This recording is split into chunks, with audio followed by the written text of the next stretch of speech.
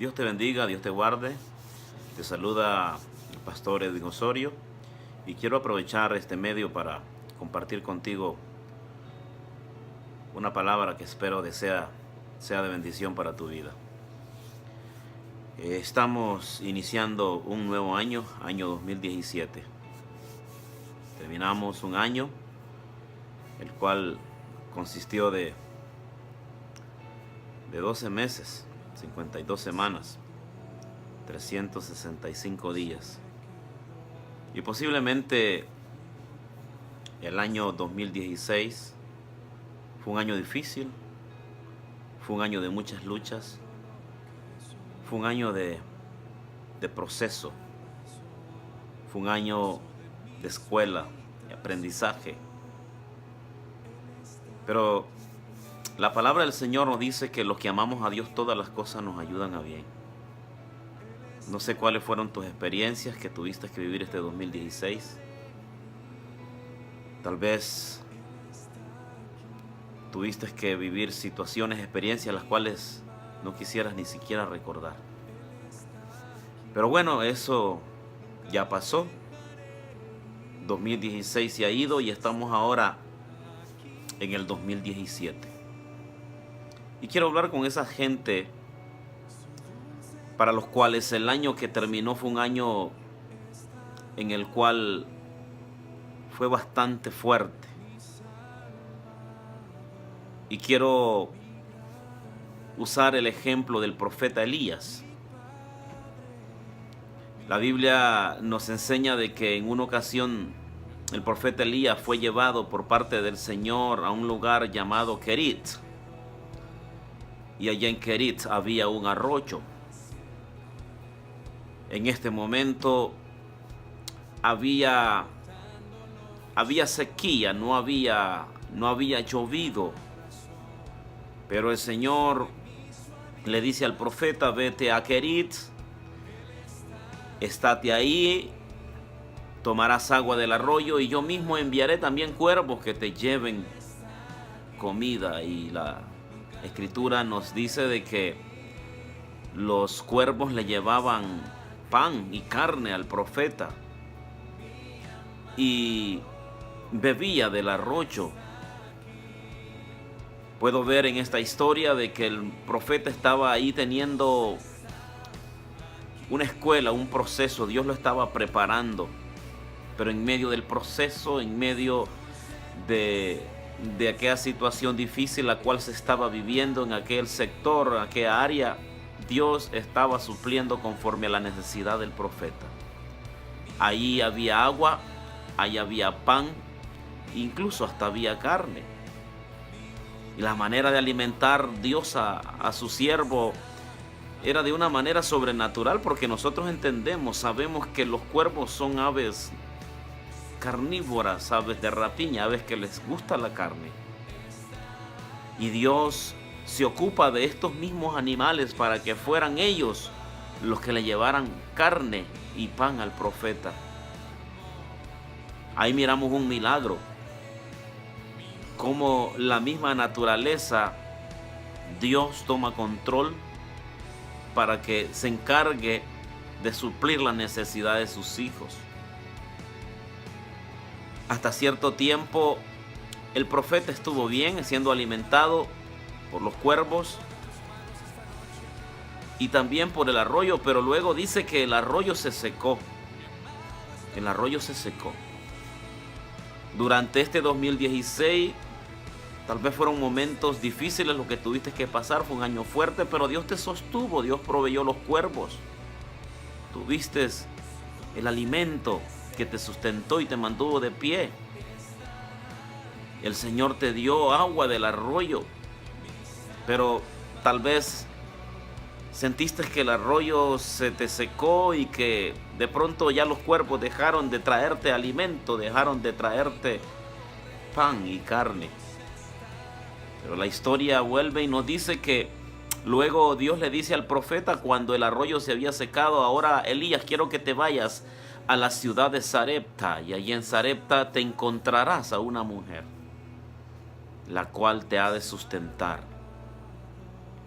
Y el profeta sale del arroyo de Queribt, que ahora ya se había secado, hacia el próximo lugar que Dios le había indicado que tenía que llegar.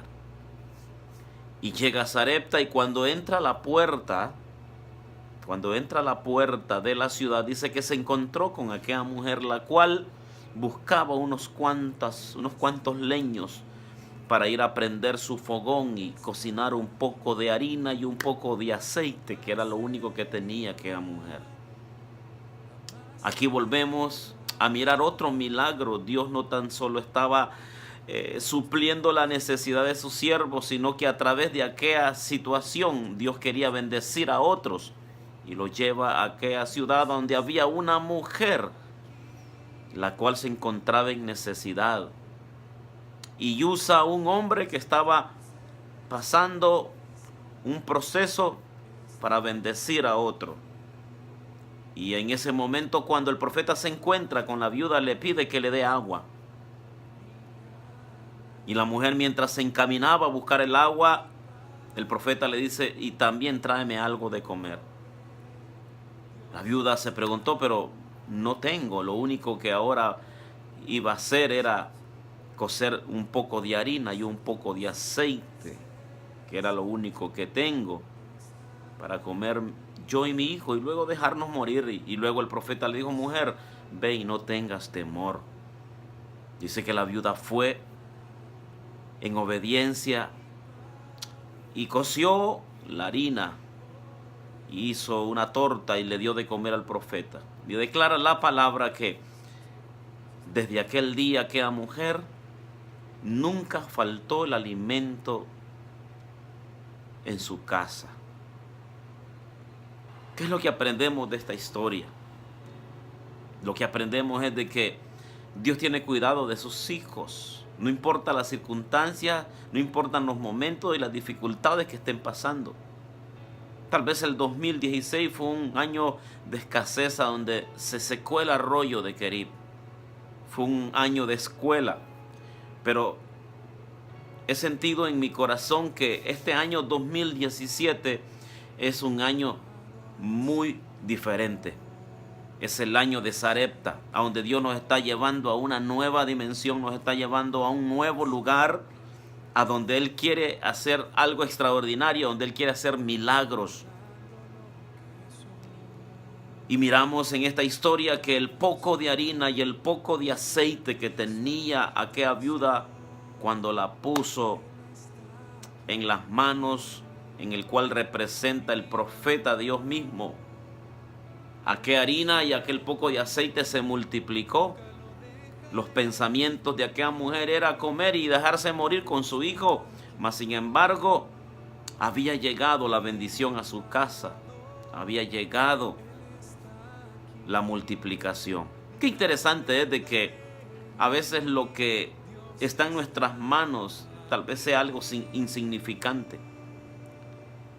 Aquel poco de harina y aquel poco de aceite en las manos de la viuda tal vez ajustaba para comer o medio comer, porque lo único que podía hacer era una torta, y posiblemente comerse ella la mitad y la mitad su hijo, y después esperar la muerte.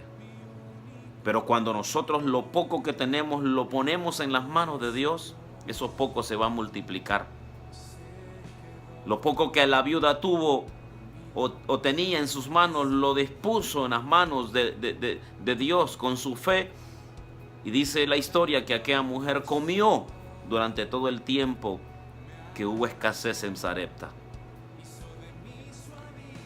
La Biblia también nos enseña la historia de Jesús, cuando en un momento alimentó a 5,000 personas con 5 panes y 2 peces.